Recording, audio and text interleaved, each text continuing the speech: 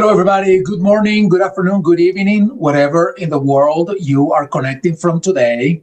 My name is Enrique Rubio. I am the founder of this community that you all take part of, Hacking HR.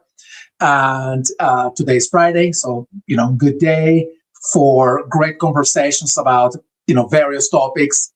And we every now and then, every Friday, as much as we can, we invite to the Hacking HR community great thinkers, thought leaders, book authors who come to Hacking HR to share their insights and their ideas with all of us here in the community. So to all of you connected on Facebook, LinkedIn, YouTube, and who are tuning in live right now, please let us know where you are connecting from so you can post it in the chat. Would be great to know where everybody's tuning in from.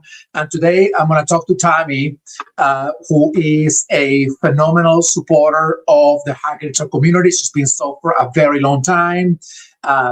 She does phenomenal work.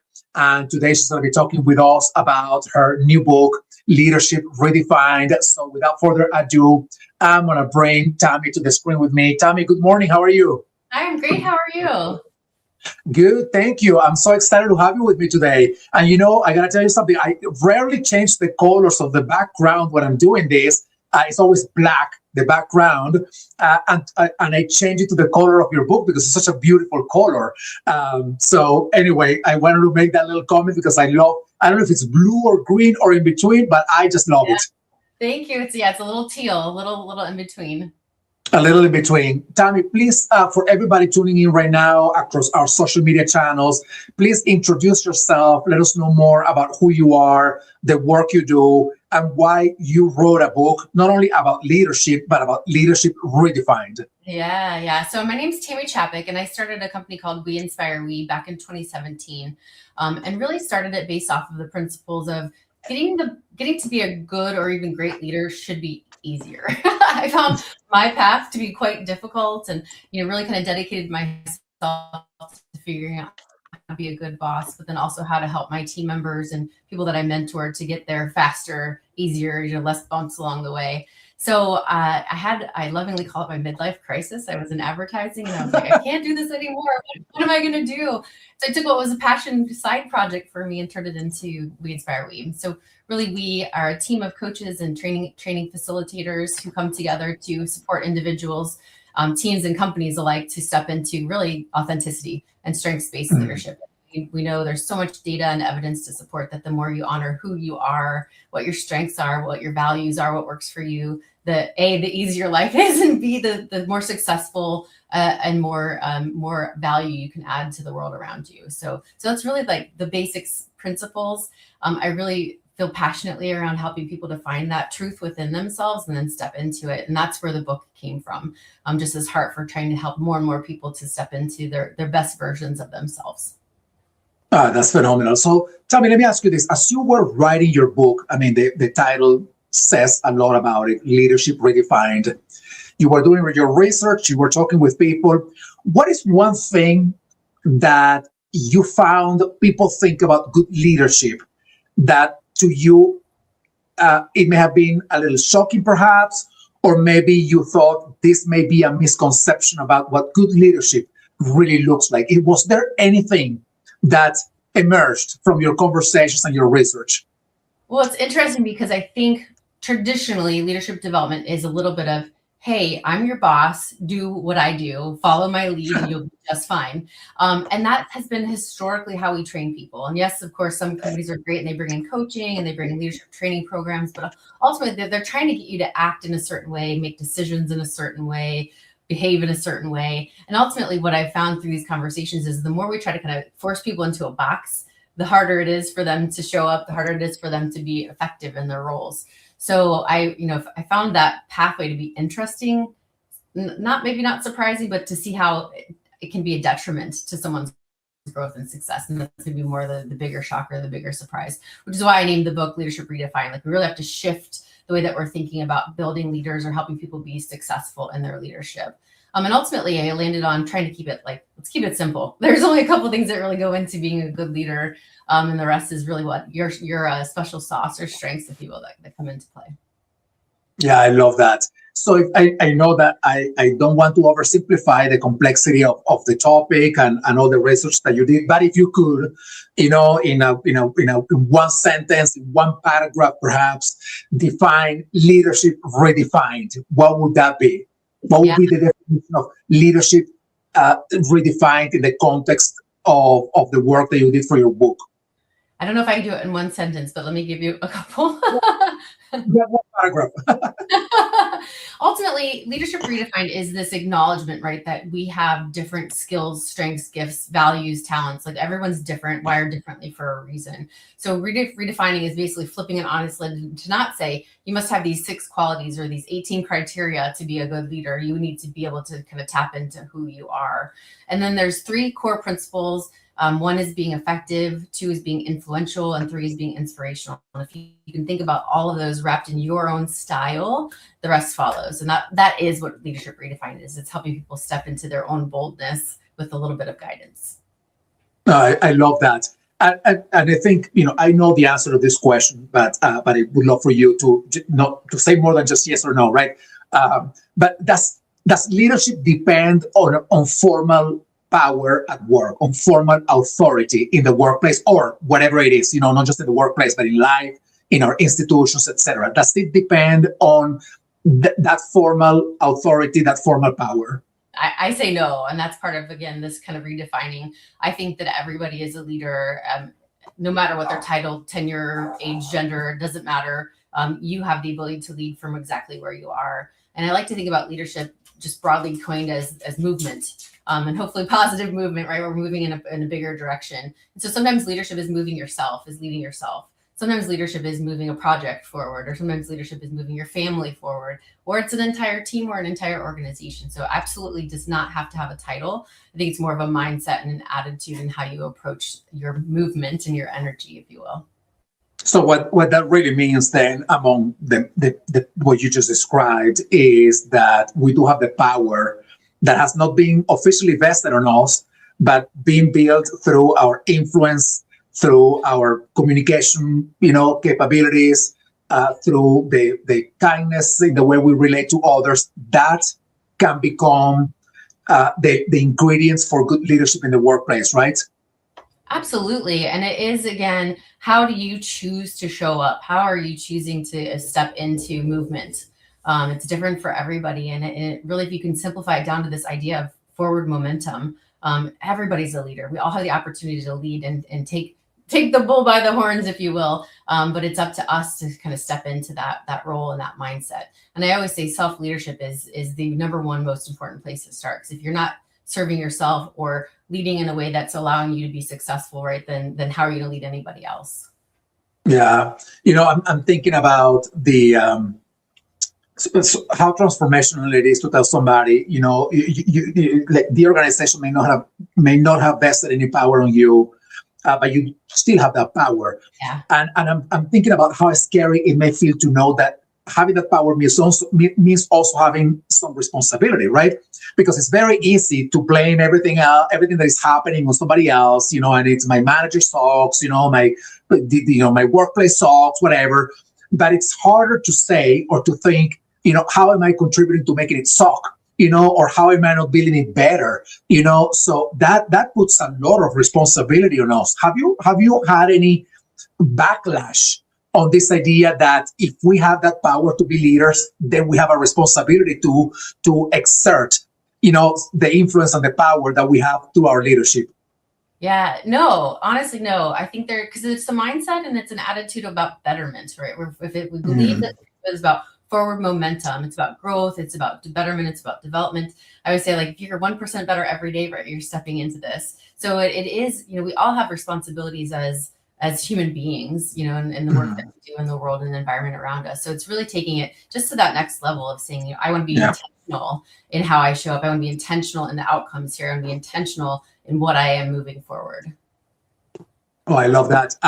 What are the key ingredients of this approach of leadership redefined that you're putting forward in the book? What are the top 3 things that you think about when you think about leadership redefined, and how can people take those things and say, all right, I'm going to run with them. I want to develop those things in myself.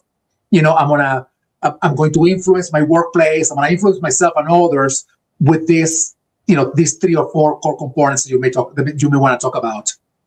Yeah. So the core premise ultimately is knowing who you are, knowing your strengths, and knowing how you want to continue to grow and develop. So I always say authenticity is not an excuse to just say, I am who I am and take it or leave it, right? Authenticity is knowing what strengths you have, what works for you, and using them to your advantage. So when I take people through this kind of process and exercise, it's like understanding my authentic values, strengths first and foremost, and there's a balance between current and aspiration that comes into mix there. So like knowing those things first and foremost is kind of the core and the essence of Leadership Redefined, is like knowing those things first. And then I like to wrap it in 3 key components. One is being effective. And that ultimately is showing up, saying whatever you do, you're going to actually do it. You're going to deliver on the competencies of your role, whether it's at home or at work, doesn't matter. You're going to be effective in the things that you say that you're going to do as the starting point.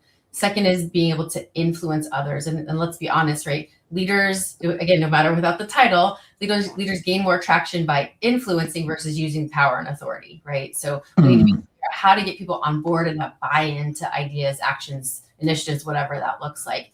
And then the last area, maybe this is a little bit of extra, it takes a little bit extra effort, right? But it's this idea of inspiration. So it's one thing to get people to move and take steps forward, but it's a whole other thing if they have energy and feel like they really like believe passionately, and they understand the why, and they're connected to whatever the movement is. And so that inspiration ultimately allows for greater ownership, greater outcomes, more pep in the step, if you will, right? And it just feels better, right? So the 4 things really are kind of authenticity and strengths-based knowledge, efficacy, influence, inspiration.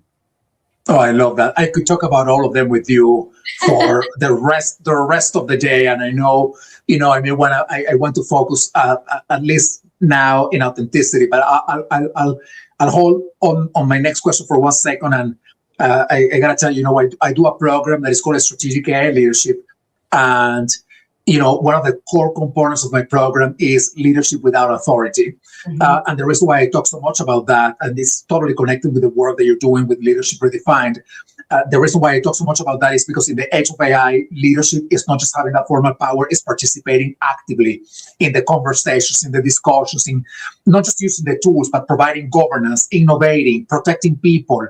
So all of this requires that collective embracing of our individual and collective power, whether we have or not that formal authority. Because at the end of the day, all the structures where there was like the manager, the leader on top, some silos, managing the flow of information, managing the decision making, right now, that is just an impossibility. That is what's hindering an organization from progressing and their people from progressing. So this leadership has to be more distributed.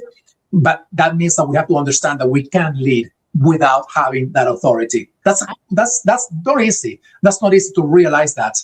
Yeah, it really is. And at the end of the day, right, like you don't have to have the decision-making authority to be able to lead, right? You need to be able to understand what it is that you're, again, I don't want to oversimplify, but what it is that you want to move forward. What are those things? And I agree with you wholeheartly. This top-down leadership approach that we've done historically just doesn't work anymore. And so how do we empower people at all levels to have ownership and to, have, again, movement? And it's a huge part of that. Yeah, and it has a very strong component in HR, by the way. And everybody who knows the community and everybody who's heard me speak before, they know that I am outspoken about not only the value of HR, but also our shortcomings, which is what I'm trying to close. I'm trying to close those gaps with. So I think my audio is coming out in the wrong. Sorry. Let me tell you what's going on with my audio. Oh, now it's better. Sorry about that. My headphones turned off. So I was saying that part of what I talk about with people in HR, when I talk about the shortcomings, is this idea of having a seat at the table, right? And I always ask the question, what comes first, the chicken or the egg? Do you go to that table because somebody invited you, or you come to the table because the value that you're adding is just so powerful that nobody can ignore you on the table anymore? And to be able to do that, very often you're going to have to do it through the power of influence and not the power of authority, right? So that's when I think our concepts and the way we approach leadership is very similar. Totally. And I like, don't wait to be asked, right? If you have the Yeah. idea, make something better, you can move something faster, whatever it looks like step up. Yeah, step up, definitely. So let's talk a little bit about authenticity. I know you mentioned, 4 components of leadership redefined: authenticity, efficacy, influence, and there was one more. What was the other one? Um, Inspiration. Inspiration. Inspiration. Oh my gosh, I should remember that one. But let's talk a little bit about authenticity, because I think when you talk about efficacy and efficiency and efficiency, for most leaders, that's pretty clear. Yep. When you talk about when you talk about inspiration, that seems to be pretty clear. When you talk about influence, I think these three are like, yeah, I know that that's what a leader should be thinking about. But when you think about authenticity, that's when I think they think like, I don't know, because I don't know, maybe the organization punishes them for either being authentic, or they have an expectation of a superhuman that doesn't really exist, and they have to play that role. They have to fake it until they make it, but they never make it, right? So any more depth that you can provide on this component of authenticity? Yeah, I have to tell you, to be totally transparent, when I was writing the book, I was searching for another word than authenticity, because it's an overused and I think an often misunderstood word, excuse me. It was the word of the year in 2024, so it was very common.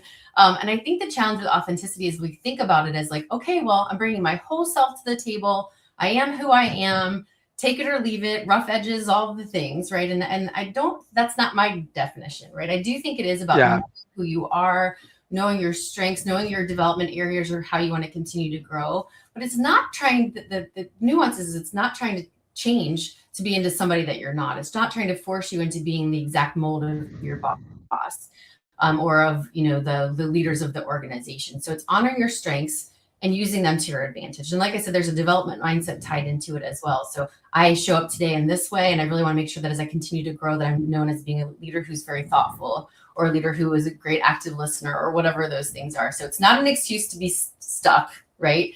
It's the intentionality of these are my strengths, and I want to continue to refine. I want to continue to step into these things. And I think that's the difference of how I define authenticity versus maybe kind of the masses. The idea, though, again, is if we honor our values, if we honor what we're really good at and don't try to force ourselves to be like somebody that we're not, it makes life a lot easier. We're much more successful.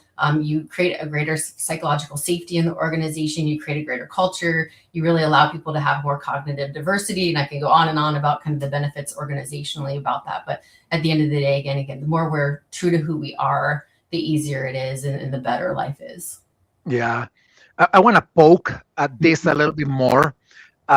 There is, again, going back to this idea that in this day and age, having one person managing the flow of information is just a ridiculous idea. It's just it's the obstacle that prevents things from happening at work. One of them, these days. But what that means for a leader is sometimes saying, "I don't know. I don't have the answer to that. I don't know how to do this." We are confronted with this very difficult challenge, or there's an opportunity in front of us, and I don't even know how to connect the dots in there. So how do you balance the idea of them saying to their team things like, "I don't have an answer for that. I don't know what to do. I'm confused. The challenges are difficult, etc." How do you combine that with everybody else looking up to them to provide the answers to those questions? So how do we find a balance there, if there's a balance to be found, by the way? Yeah. And a huge part of this, the philosophy of authenticity, is not just knowing yourself, but also knowing the people around you, right? So if we know that this is a strength that I have and this is not a strength, then it's acknowledging that and leaning on other people who can support that or can help serve in certain places. I think about really great CEOs, like they don't know how to run every minute detail of the business, but they surround themselves with people who do. And the same idea holds true here. So when we don't know, having the vulnerability to say that, it makes it more human, and it allows other people to feel like they can help, they can step in, they can bring their value and gifts into the equation as well. So it creates just much a greater symbiotic relationship, if you will. But I think as a leader, you certainly have to be transparent. I think the days are gone of, I have all the answers, come to me, right? Like, because the world is moving so fast. Like, we don't know where AI is going to take us. We don't know. I mean, like, we can speculate, right? But at the end of the day, the leaders who can say, collectively, we together can do something better than I can do on my own. And I think that, again, speaks to authenticity of knowing these are my strengths. these are not, I need help, I need support, I'm okay to say that to the world around me. Yeah, I love that. And I know that in the book, you have a very special place for people who come from minority groups, women of color, LGBTQ, IA, community, immigrants, people of color.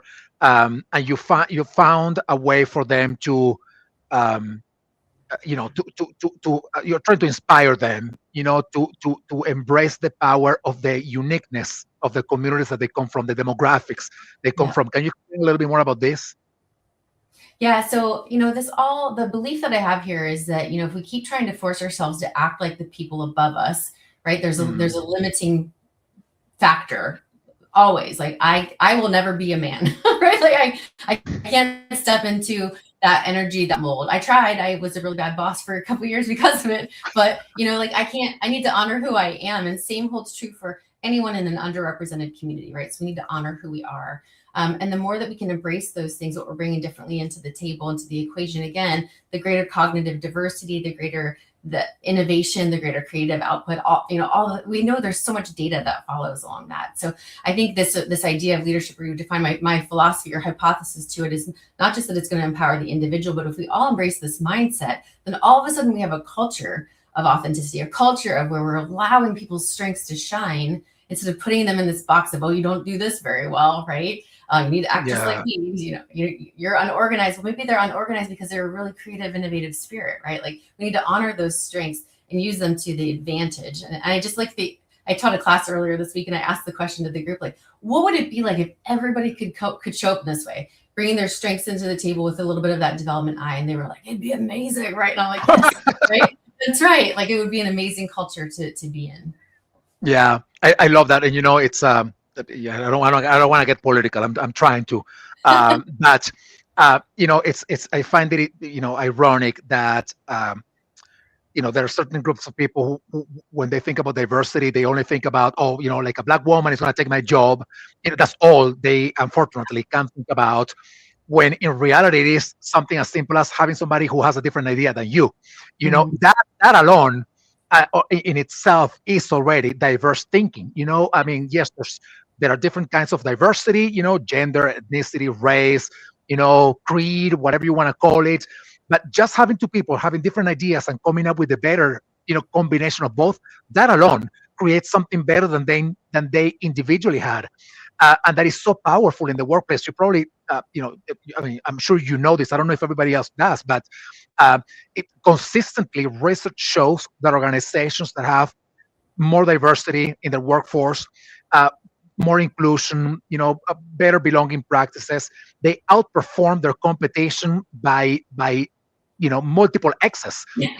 So the research is showing it. So I think it's just silly not to consider this such a powerful driver of value for the people and the business. Yeah. And honestly, I think so much of it comes from fear, right? So if you think differently than me, does that mean that I'm wrong? Does that mean that I'm gonna get demoted or knocked down a notch or whatever? And I think at the end of the day, most people have the best intentions in mind, right? But we all are human and we have our insecurities, right? And I just think a huge part of this lack of representation is because of that. So if we can shift mindsets to again be like, we all have something really beautiful to offer. Let's embrace that instead of fighting this versus that, right? I just think that what a magical place it would be. Yeah. I'm gonna embrace a little bit of my Ricky Gervais inner self when he's very clear. He says, some like things like sometimes you are wrong, and that's a fact. How do leaders embrace that idea that sometimes it's not just that there's a better idea than what they have, is that their idea is actually wrong. It is the wrong thing to do. It is the wrong path to follow. How can they manage this? Especially, as we're talking about leadership redefined, and I believe this to be one of those areas where we do need to understand that good leadership, seems to me, requires us to say, man, I was really wrong, dead wrong about this. So any thoughts on that? Yeah. And I think it goes back to that vulnerability side of the house, right? Like, so if we're able to admit we don't know something, we're able to admit hey, this didn't go as well as I expected it to be, or this isn't the best idea, right? What that opens up for everybody else is so significant. When you're a leader, when you as a leader can say I was wrong, or I didn't have the best plan, or whatever, right? You're telling other people it's okay to learn, it's okay to grow, it's okay to make fast failures, make mistakes along the way, and together we will make it even better in the long run. So I think, again, it creates this just like really fascinating culture, and again, that psychological safety to grow and to develop and to step into something bigger. So I think, at the end of the day, leaders, get rid of this idea of that as a boss, I'm a leader, I have to be perfect, because there's no such thing, right? And really to embrace it, that life is right all the time. Yeah, life is a growing process, right? And I always say leadership is a journey, not a destination, right? Like we always have something to learn. So anyone who thinks they have it all figured out is severely wrong. I love that. Is there any leader that you think embraces? I don't want to say 100%, because I'm going to imagine that this is a cycle of, one day you are at 100 and the next day you mess up and you are at 10. But is there any leader who, on average, you've seen in the business world, in the world of politics, in the world of society in general, that you think has embraced these values and is, I don't know, maybe like a reference for you about what good leadership looks like? Yeah, I mean, I think, Brene Brown kind of coined a lot of this language that I'm using here, and this idea of vulnerability being a strength in leadership. So certainly she's setting some of the standards, and anyone who embraces that mindset can follow. I always I have such a fandom with Michelle Obama, because I feel like she leads a lot from this place that I talk from, right? Like she leads from a place of, she brings her personality, her own flair into the equation, but she has thoughts and opinions, and she's okay to talk through things and brainstorm and come up with better plans and admit when she's wrong, but also admit when she's right too, and not shy away from those things. So I think in the popular culture, I would go to her. But I also had a boss several years ago at this point, but her name's Susan Johnson, and I think she really embraced this as well. Like she had this idea of we're all humans, we're going to have connections, we're going to figure it out together. I don't know everything, stuff that I don't know. Let's lean on it, lean on things together. And I think she really just set such a great example for me to learn from and to follow. Yeah, the example obviously of Brené Brown and Michelle Obama, definitely are some of the examples that I love the most. So I'm glad that you mentioned them. Yeah, I mean, both of them are phenomenal leaders and, people worth following. Let me ask you this, all the things that we're talking about, for the, the ordinary person who is doing nothing right now, perhaps, or doing something else and listening to this, they're like, oh yeah, you're right. Oh, you're right. This is all good, blah, blah, blah. But when they are confronted with the reality of actually doing this thing in their workplace, like having to listen to others, or having to say that they are wrong or things like that, that's when the thing becomes real, right? It's not, it's the doing of the talking. So any recommendations for anybody who maybe struggles to transfer what they believe is the right thing to do with actually doing the right thing when the circumstances are testing their their character, or whether they truly believed in what they say they believed in?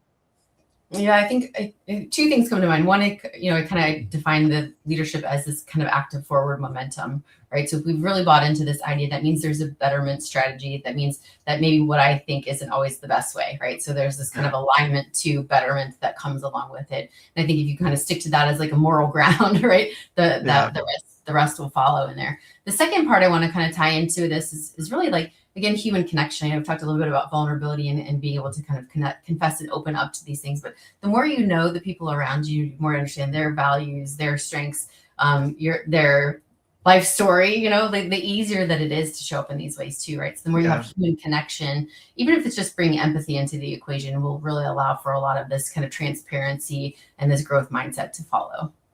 Yeah, I love that. So we are getting close to the end. Leadership Redefined. Obviously, everybody can get it on Amazon. Is there any website that people can visit to know more about you, your work, and the book itself? Yeah, leadershipredefined.com. Leadership Redefined. So it's defined. Yeah, exactly. Yeah, exactly. Yeah, I was going to say that it's not just redefined; it's redefined. There's that why. Now you gotta put the emphasis on that why in there. Also, tell me any final thought that you want people to leave with as they walk away from this conversation with a bunch of ideas, some of which may be reinforcing things that they already know, and some ideas that may be new to them.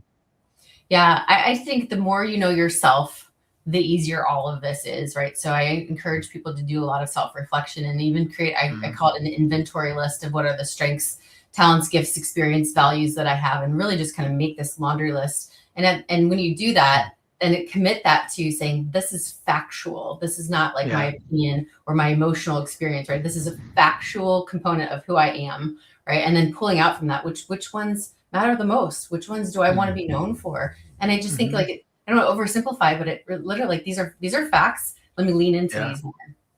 Yeah. And if you have the right culture, by the way, and those are the facts, and the facts prove that your opinion is wrong, I mean, that doesn't decrease the value that you have as a person. It just says like, hey, you now have a better informed, or more facts to better inform your opinion, meaning you can become a better leader, a better, person in general, right? So always to grow, always room to go. And actually, I really don't like failure because it sounds so negative. Because I think every failure is a growth opportunity. Like you would never have did otherwise. So embrace the journey. Embrace the journey. Love it. Tammy, thank you so much for spending this time with me and sharing all these awesome ideas. Everybody tuning in, thank you so much for being here. As usual, we're doing every now and then, generally on Fridays, but every now and then we invite phenomenal and brilliant leaders like Tammy to come and spend half an hour with us sharing about their research, the books that they have written or they are writing, and enlightening us to be better citizens, number one, to be better co-workers in the workplace, and to embrace, in this case, to embrace the power of our influence and our leadership and do the right thing in the workplace. So Tammy, thank you so much. Thank you so much. Thank you. Thank you, everybody. See you all soon. Thank you.